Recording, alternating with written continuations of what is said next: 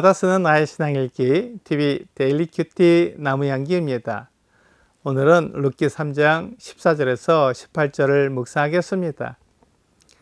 룻이 새벽까지 그의 발치에 누웠다가 사람이 서로 알아보기 어려울 때에 일어났으니 보아스가 말하기를 여인이 타작마당에 들어온 것을 사람이 알지 못하여야 할 것이라 하였음이라.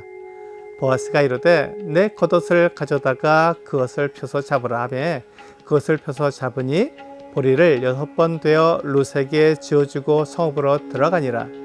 룻이 시어머니에게 가니 그가 이르되 내 딸아 어떻게 되었느냐 하니 룻이 그 사람이 자기에게 행한 것을 다 알리고 이르되 그가 내게 이 보리를 6번 되어주며 이르기를 빈손으로 내 시어머니에게 가지 말라 하더이다 하니라. 이에 시어머니가 이르되 내 딸아 이 사건이 어떻게 될지 알기까지 앉아있으라. 그 사람이 오늘 이 일을 성취하기 전에는 쉬지 아니하리라 하니라. 순종은 내 생각과 다르더라도 그 말에 따르는 것을 말합니다. 이것은 상대방의 말에 무조건 따르는 것을 말하는 것은 아닙니다. 상대방이 분명한 권위를 가졌거나 그의 말이 분명히 옳을 때 그의 말을 따르는 것입니다.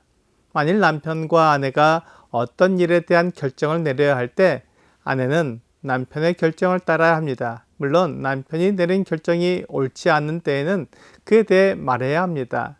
그것이 옳지 않은 결정 같다고 아내의 의견을 분명히 나타내야 합니다. 그리고 남편이 왜 그런 결정을 내렸는지 그 이유를 들어봐야 합니다. 남편의 말이 진리를 좇는 것이라면 남편의 말을 따라야 합니다. 하지만 남편이 세상의 가르침과 육체의 쾌락을 좇는 것이라면 아내는 남편에게 진리를 따라야 한다고 말해주어야 합니다.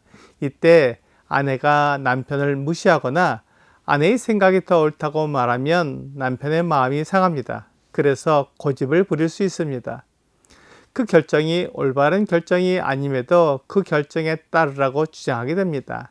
이것이 다툼의 원인이 될 수 있습니다. 결국 남편과 아내의 다툼은 서로의 고집과 자존심 때문에 일어나는 것이라고 볼 수 있습니다. 그렇기 때문에 배우자가 잘못된 결정을 하더라도 그가 상처를 받지 않도록 온유하고 겸손한 말을 해야 합니다. 상대방이 잘못되었을지라도 부드럽고 온유하게 그것을 바로잡는 것이 필요합니다. 그렇게 해서 서로의 의견이 일치되면 순종하는 것이 어렵지 않습니다.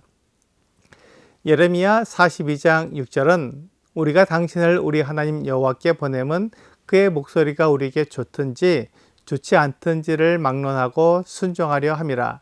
우리가 우리 하나님 여호와의 목소리를 순종하면 우리에게 복이 있으리이다 하니라 라고 말씀하고 있습니다. 유다 사람들이 선지자 예레미야에게 이렇게 약속했습니다. 그들이 예레미야를 하나님께 보내는 것은 하나님의 말씀이 그들에게 좋든지 좋지 않든지를 막론하고 순종하겠다는 것입니다. 이것은 여호와의 말씀이 어떠한 것이든 간에 그것을 따르겠다고 약속한 것입니다. 보아스는 룻에게 아침까지 보아스의 발치에 누워있으라고 말했습니다. 그것은 룻을 위한 결정이었습니다. 그리고 새벽에 사람이 서로 알아보기 어려울 때 일어나서 보아스의 타작마당을 떠나야 했습니다.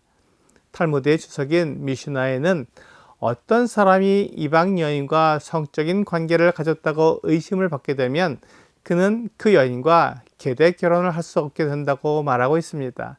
따라서 보아스는 기업 모르는 모든 절차가 끝날 때까지 자신과 룻 사이에 부도덕한 일이 발생했다는 인상을 다른 사람들에게 주지 않으려고 노력했습니다. 그러므로 룻은 보아스가 말한 대로 사람이 서로 알아보기 어려울 때 그것을 떠나야 했습니다. 이 모든 결정은 보아스가 룻을 위해 한 것입니다. 그러므로 룻은 보아스를 믿고 그 말에 순종해야 했습니다. 룻의 생각이 어떠하든지 그녀는 자기를 위해 순종하게 일하는 보아스의 말에 순종해야 했습니다. 보아스는 룻에게 겉옷을 펴서 잡으라고 말했습니다. 그렇게 하자 보리를 6번 되어 룻에게 지어주었습니다. 보아스는 룻에게 자신의 결정을 확증하기 위해 보리를 주었으며 룻의 시어머니 나오미에게도 자기의 결정을 보여주기 위해 보리를 준 것입니다. 그래서 보아스는 룻에게 빈손으로 내 시어머니에게 가지 말라고 말해준 것입니다. 보아스는 자기가 할 일에 대해 분명히 알았고 그것을 반드시 이룰 것입니다. 나오미는 보아스를 알고 있었고 그가 어떤 성품을 가지고 있는지도 잘 알고 있었습니다. 보아스는 신중한 사람이며 자기가 한 말에 대해 지키는 사람이었습니다. 그는 하나님의 대리자로서 나오미의 가정을 위로하고 은혜를 나타낼 것입니다. 이제 나오미와 룻은 보아스가 행동하기를 기다리기만 하면 되었습니다. 이것이 믿음입니다. 우리가 하나님을 믿는 것도 이와 같습니다. 하나님이 말씀하시고 약속하신 것은 반드시 이루어집니다. 하나님께서 그 일을 이루시기를 기다리는 것이 믿음입니다. 하나님이 약속하신 것은 확실합니다. 그렇기 때문에 하나님의 말씀은 진리입니다.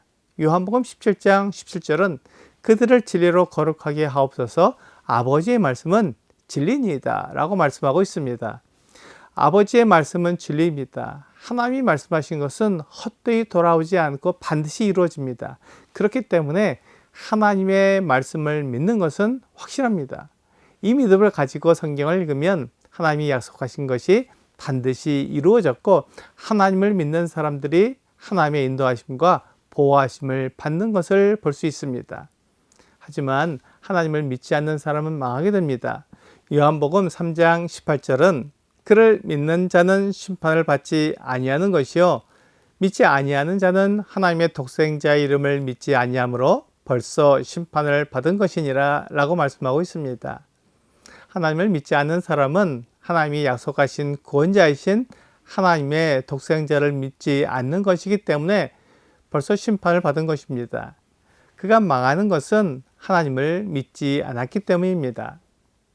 오늘의 적용 질문을 보겠습니다. 순종은 우리에게 많은 은혜를 제공해 줍니다. 오늘 하루 속에서 주님의 말씀에 순종해야 할 부분을 적어보세요. 순종은 믿음에서 나옵니다. 믿지 못하면 순종할 수 없습니다. 그러므로 내 생각, 내 뜻이 옳다고 주장하는 것이 아니라 하나님의 말씀이 옳다고 인정하는 것이 믿음의 시작입니다. 상대방의 말이 하나님의 말씀과 맞으면 그를 믿을 수 있습니다. 오늘 하나님의 말씀과 맞는 말을 하는 사람을 믿고 그 말에 순종함으로 하나님의 은혜를 입는 여러분과 제가 되기를 주 예수님의 이름으로 기도합니다.